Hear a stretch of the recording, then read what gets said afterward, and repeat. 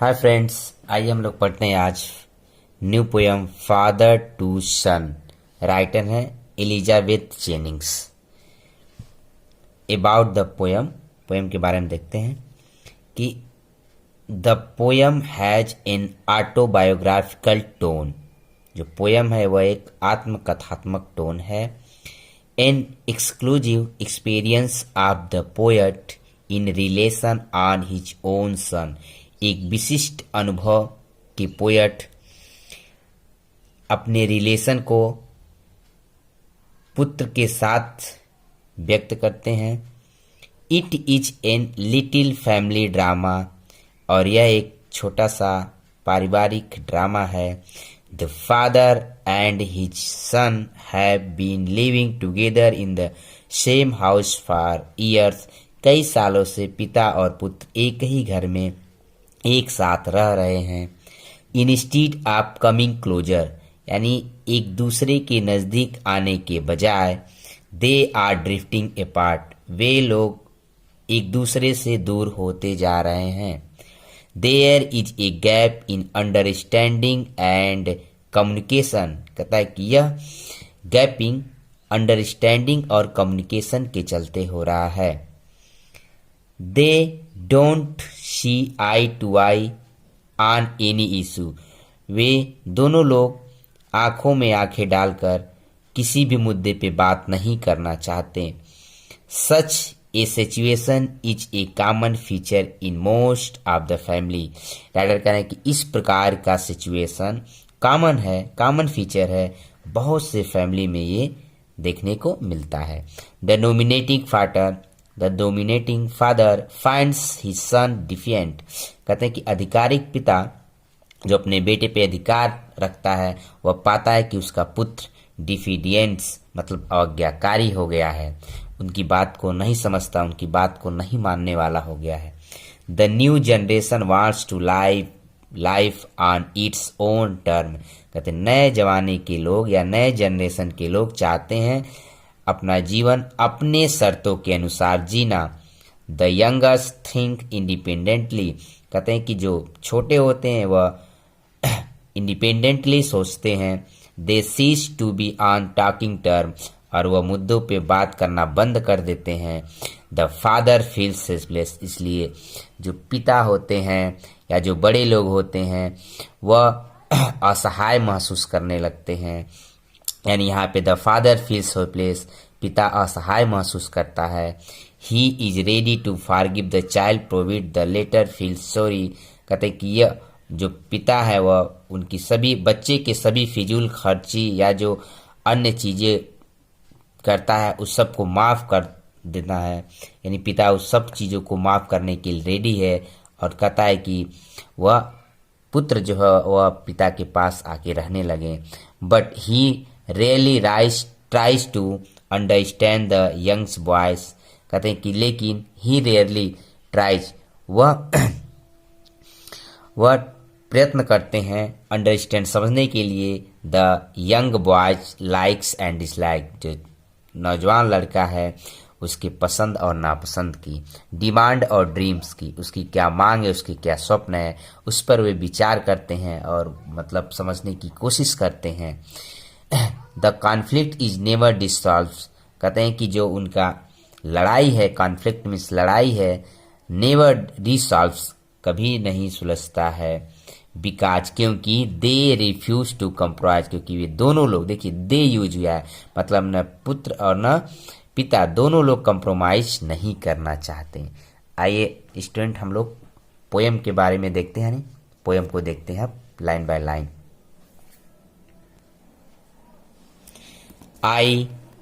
I do not understand this child, though we have lived together now, thus in the same house for years. I know nothing of him, so try to build up a relationship from how he was when small, yet have I killed. कहते कि मैं नहीं समझ सका this child मतलब इस बच्चे के, अपने बच्चे को, though we have life together now जबकि हम कई सालों से in the same house for years, कई सालों से एक साथ एक ही घर में रह रहे थे। I know nothing of him, मैं उसके बारे में ज़्यादा नहीं जानता। सो ट्राई टू बिल्ड, इसलिए मैं प्रयत्न कर रहा हूँ बनाने के लिए अब ए रिलेशनशिप फ्रॉम हाउ, उससे उस प्रकार का रिलेशन बनाना चाह रहा हूँ। ही वाज वेन स्मॉल, जैसे वह छोटा था, जब वह छोटा था उस प्रकार का व्यवहार या उस प्रकार का रिलेशनशिप, यानी उस बेस पे रिलेशनशिप मैं बनाना चाहता हूँ।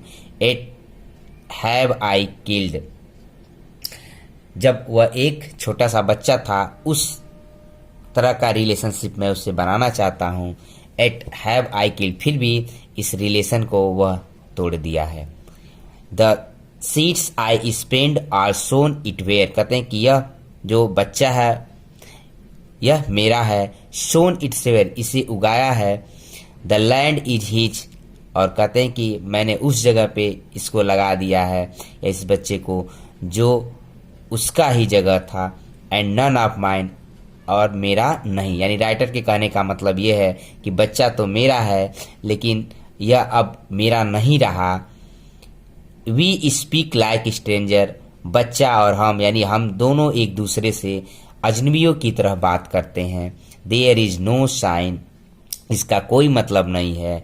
आप अंडरस्टैंडिंग इन द एयर, और जो हमारी समझ है वह सब हवाई है।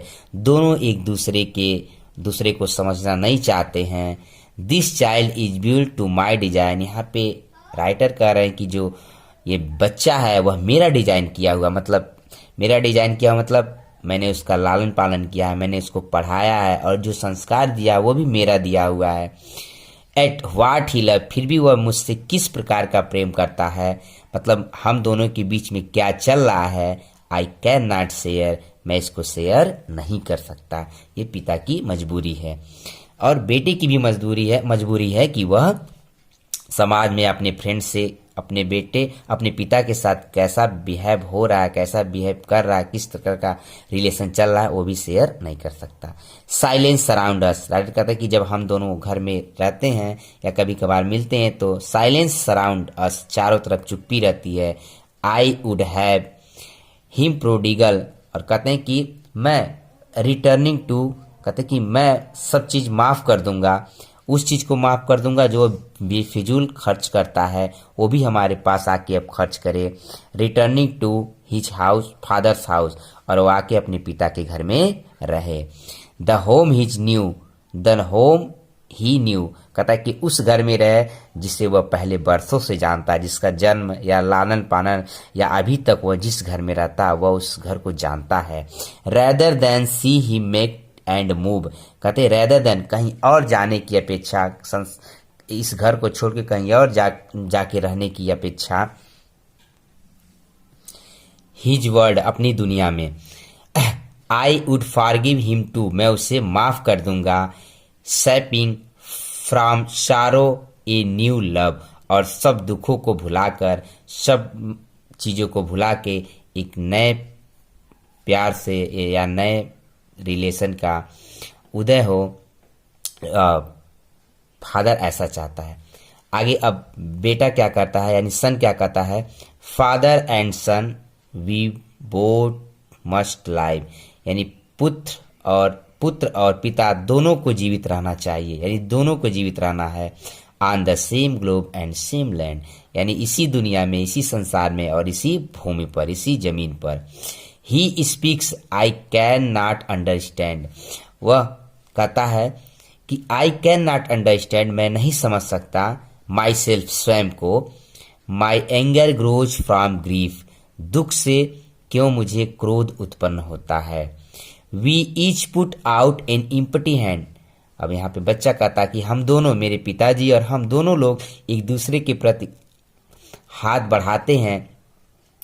इम्पटी हैंड, लेकिन किस प्रकार का इम्पटी हैंड, खाली हाथ, जिसकी वजह से ये मैटर सुलझ नहीं पाता है। और अंततः पुत्र भी कहता है कि longing for something to forgive, मतलब जो भी चीज़ें आज तक हुआ उस चीज़ों को एक दूसरे का माफ़ करके हम लोग एक नए सिरे से एक घर में रहना चाहिए।